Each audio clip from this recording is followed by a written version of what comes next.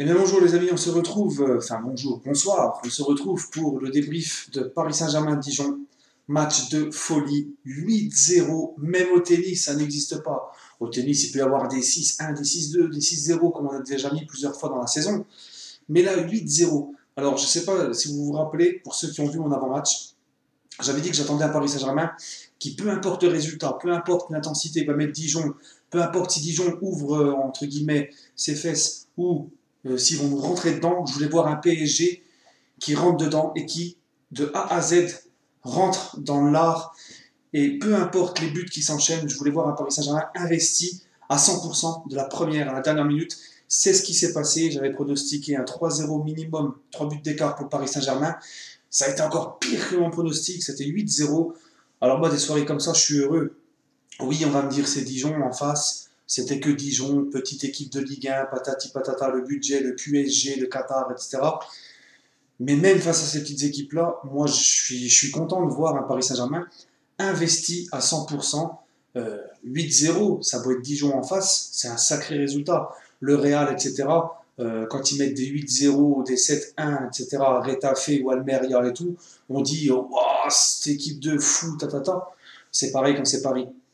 Voilà, ils ont mis les ingrédients qu'il fallait, de l'intensité, du pressing, de la première à la dernière minute. J'ai kiffé vraiment, vraiment cette attitude des Parisiens.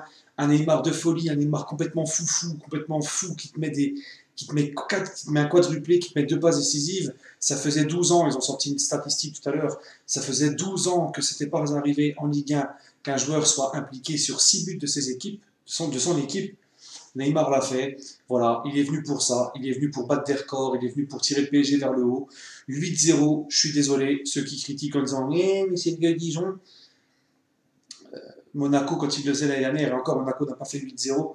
Mais quand Monaco faisait des gros résultats l'année dernière, ça allait chez les bottes. Donc s'il vous plaît, soyez réalistes et admettez que le PSG, même si c'est Dijon en face, admettez qu'ils ont fait le match qu'il fallait, qu'ils ont mis l'intensité qu'il fallait, ils ont fait le pressing, ils ont continué à jouer de la première à la dernière minute, et c'est exactement ce qui faisait la force à Monaco l'année dernière.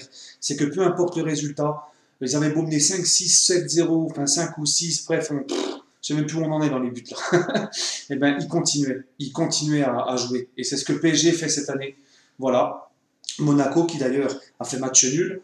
Donc le PSG donc distance encore plus l'AS Monaco. Monaco pour le titre cette année c'est foutu. Voilà. Je tiens aussi à signaler dans ce match donc un gros Neymar, un gros Paris Saint-Germain, mais aussi tirer mon coup de chapeau à une personne qu'on aime bien lui tirer lui tirer dessus, souvent le désinguer, ben c'est coach Unai Emery, parce que franchement, en ce moment, sa rotation, elle est nickel. Il a continué à faire jouer Lo Celso qui est en pleine forme. Il a continué à laisser Di Maria qui cartonne depuis qu'il est revenu de la trêve là, hivernale. Di Maria cartonne. Il nous met encore un doublé ce soir. Il l'a encore mis titulaire pour le mettre encore plus dans l'ambiance, pour le faire continuer sur sa lancée. Voilà, il a fait souffler en même temps, ça a permis à ce qu'il fasse souffler Mbappé. Il a mis Rabiot, il a fait souffler Rabiot, il a fait souffler Daniel Alves. Voilà, j'aime beaucoup sa rotation aussi avec les défenseurs centraux. Il a fait souffler Marquinhos, il fait souffler Kimpembe. Et ça, il faut aussi le signaler. Il a fait une très bonne rotation ce soir. Et je tiens aussi à dire une chose sur un joueur, Lo Celso, qui me bluffe de match en match. Le gamin, il pue le foot. Il pue le foot, techniquement, il est très fort.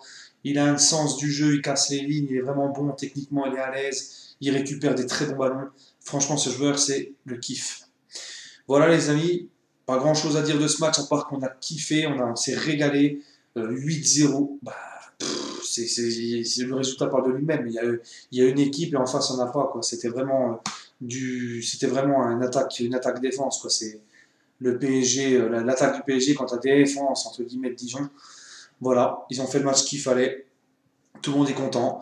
Euh, je voulais aussi parler de ceux qui ont sifflé Neymar sur son penalty parce qu'il ne la laisse pas Cavani.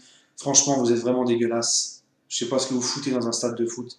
Le mec, avant de tirer le penalty, il t'avait mis 3 buts, 2 passes décisives, et vous trouvez le moyen de le siffler. Vous êtes pathétique. Après, vous allez pleurer que le mec va avoir envie de se barrer. Mais franchement, vous faites rien pour sentir de l'amour. Vous êtes les premiers à dire que tel joueur est un mercenaire, que tel joueur n'a pas d'amour du club, mais vous êtes les premiers à siffler les joueurs pour rien et à ne pas leur montrer une once d'amour. Donc, un degré d'amour. Donc, venez pas donner des leçons après sur le comportement des joueurs alors que vous êtes les premiers avec des pourris dans les stades. Voilà, ça c'est mon coup de gueule du soir. Sinon, gros match, 8-0. Je viens de rentrer à la maison, j'ai vu le match chez mon papa. Franchement, trop content. Mon petit débrief là, à chaud, c'est les meilleurs, comme on dit. Sur ce, les amis, on se retrouvera pour ma vidéo, très prochaine vidéo que je ferai très certainement soit demain, soit vendredi, pour parler du Paris Saint-Germain. Est-il favori face au Real Madrid? Et je ferai aussi une autre vidéo pour le mercato, mais je pense plus dans la semaine prochaine, puisqu'il y a encore des matchs qui arrivent ce week-end. Voilà, sur ce, je vous souhaite une agréable soirée, les amis. Et allez, le Paris Saint-Germain, leader plus que jamais. Et allez, Paris.